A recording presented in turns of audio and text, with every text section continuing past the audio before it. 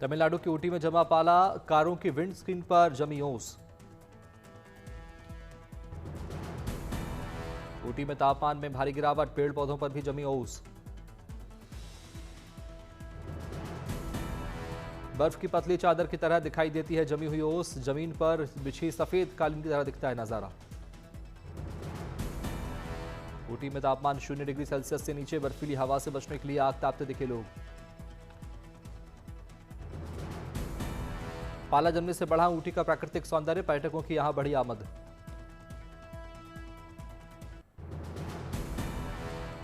जम्मू कश्मीर की गुरेज घाटी में सीजन की पहली बर्फबारी, पहाड़ से लेकर घरों की छत और पेड़ पौधों पर भी बर्फ का डेरा, घरों में कैद हुए लोग। यूपी के बांदा में बढ़ी सर्दी, घने कोहरे के चलते जनजीवन अस्त व्यस्त।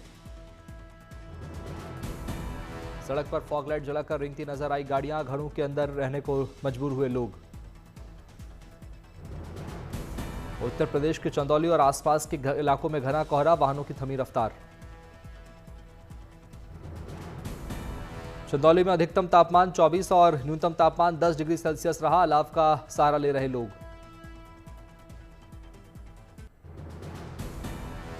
सोनीपत में लगातार दूसरे दिन कोहरे ने थामी वाहनों की रफ्तार, विजिबिलिटी हुई कम, वाहन चालकों को हुई परेशानी। हाईवे पर रेंगती दिखी गाड़ियां, कई वाहन चालकों ने किया कोहरा छटने का इंतजार। राजस्थान के धौलपुर जिले में घने कोहरे ने दस्तक दी, सर्द हवाओं के साथ कड़ाके की सर्दी ने लोगों को घरों में किया कैद। सड़कों पर विजिबिलिटी 10 से 15 मीटर तक देखने को मिली, शीतलहर से बचने के लिए लोगों ने लिया अलाव का सहारा। कोहरे और ठंड के चलते जनजीवन बुरी तरह प्रभावित, धौलपुर में आज तापमान 11 डिग्री सेल्सियस दर्ज किया गया। बागेश्वर में घने कोहरे के चलते बढ़ी ठंड, शीतलहर से बचने के लिए लोगों ने लिया अलाव का सहारा। घने कोहरे की चपेट में रोहतक, रेंगती नजर आई गाड़ियां। धुंध के कारण विजिबिलिटी हुई 0, लोगों को वाहन चलाने में हुई परेशानी। किसानों के लिए फायदेमंद है कोहरा, गेहूं की पैदावार के लिए मददगार साबित होगा कोहरा। मथुरा में सर्दी के साथ ही घने कोहरे ने दी दस्तक, राष्ट्रीय राजमार्ग पर वाहनों की रफ्तार रही धीमी। औरैया में सुबह के समय कोहरा पड़ने से सड़कों पर पसरा सन्नाटा, कोहरे ने थामी वाहनों की रफ्तार। शीतलहर बढ़ने से जनजीवन प्रभावित, लोगों ने लिया अलाव का सहारा। फतेहपुर शेखावाटी में मौसम के तीखे तेवर, दोपहर में गर्मी, रात को गलन। फतेहपुर शेखावाटी में रविवार को न्यूनतम तापमान 6.5 डिग्री रहा, शुष्क मौसम ने रात में बढ़ाई सर्दी।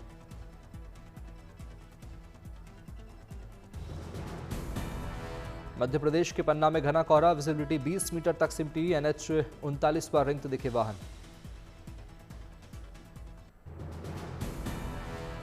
अयोध्या में 27 से 31 दिसंबर तक 5 दिवसीय भव्य महोत्सव का होगा आयोजन, रामलला की प्राण प्रतिष्ठा की द्वितीय प्रतिष्ठा और द्वादशी उत्सव के अवसर पर होगा समारोह। धार्मिक, सांस्कृतिक और आध्यात्मिक कार्यक्रमों की होगी श्रृंखला, रामकथा, मंडल पूजन, कथक, नृत्य नाटिका, कवि सम्मेलन और भजन संध्या जैसे विविध कार्यक्रम होंगे आयोजित। भजन सम्राट अनूप जलोटा, तृप्ति शाक्या और सुरेश वाडेकर अपनी भजन प्रस्तुतियां देंगे, वहीं भगवान श्री राम के जीवन पर आधारित होगी 2 दिवसीय नृत्य नाटिका भी होगा मंचन। जगत गुरु रामनंदाचार्य स्वामी राम दिनेशाचार्य महाराज रामकथा का वाचन करेंगे, रक्षा मंत्री राजनाथ सिंह, उत्तर प्रदेश के मुख्यमंत्री योगी आदित्यनाथ की सहभागिता प्रस्तावित। राम मंदिर परिसर में विशाल ऑडिटोरियम, गेस्ट हाउस और ट्रस्ट के ऑफिस का हो रहा निर्माण, धर्मपथ पर अंतर्राष्ट्रीय रामकथा संग्रहालय का भी तेजी से चल रहा है काम। एनबा में गुड न्यूज टुडे की धूम, GNT की स्माइल को कई कैटेगरी में मिले अवार्ड। GNT के मॉर्निंग शो शुभ समाचार को मिला पुरस्कार, एनवा का गोल्ड अवार्ड से सम्मानित। GNT के शो अच्छी खबर सच्ची खबर को अवार्ड, एनवा के सिल्वर अवार्ड से नवाजा गया।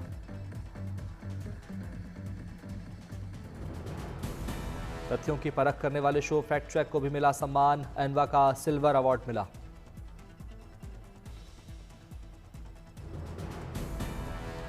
जनहित के सवालों से सजे GNT के शो 7 बजे 7 सवाल को भी अवार्ड, एनवा का सिल्वर अवार्ड मिला।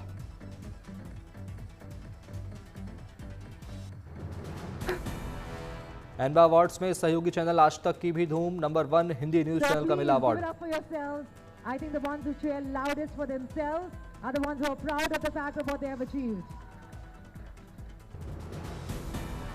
न्यूज जगत में इंडिया टुडे ग्रुप की बादशाहत कायम, अंग्रेजी में इंडिया टुडे टीवी को मिला बेस्ट चैनल का अवार्ड।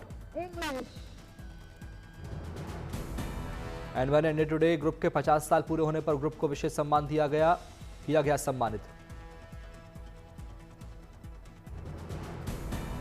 सहयोगी चैनल आज तक को बेस्ट करंट अफेयर्स और बेस्ट टॉक शो का मिला गोल्ड अवार्ड। एनवा अवार्ड्स में बेस्ट इन डेप्थ सीरीज और बेस्ट बिजनेस प्रोग्राम से भी सम्मानित।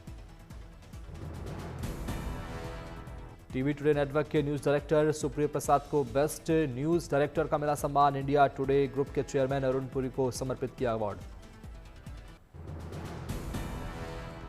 कोलकाता के बाद हैदराबाद पहुंचे football star Lionel Messi, Telangana के मुख्यमंत्री रेवंत रेड्डी ने किया भव्य स्वागत। हैदराबाद के उप्पल स्टेडियम पहुंचे लियोनेल मेसी, फैंस ने किया जोश के साथ वेलकम। रंगारंग कार्यक्रम आयोजित, लेजर शो में मेसी का चेहरा बनाया।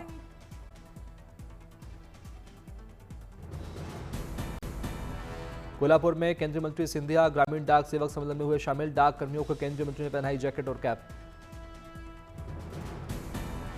लेबनान में मार्शल आर्ट प्रतियोगिता में गोल्ड मेडल जीतकर वापस अपने घर प्रयागराज लौटी खुशबू निषाद, लोगों ने फूल मालाएं पहनाकर किया भव्य स्वागत। अजमेर में डिप्टी सीएम दिया कुमारी ने जागरूकता और विकास कैंपेन की गाड़ियों को दिखाई हरी झंडी, लोगों को जागरूक करने का काम करेंगे ये वाहन। डिब्रूगढ़ में 14वें किताब मेले का हुआ आयोजन, कार्यक्रम में शामिल हुए केंद्रीय मंत्री सर्बानंद सोनोवाल। केंद्रीय मंत्री ने किताबों के बारे में ली जानकारी।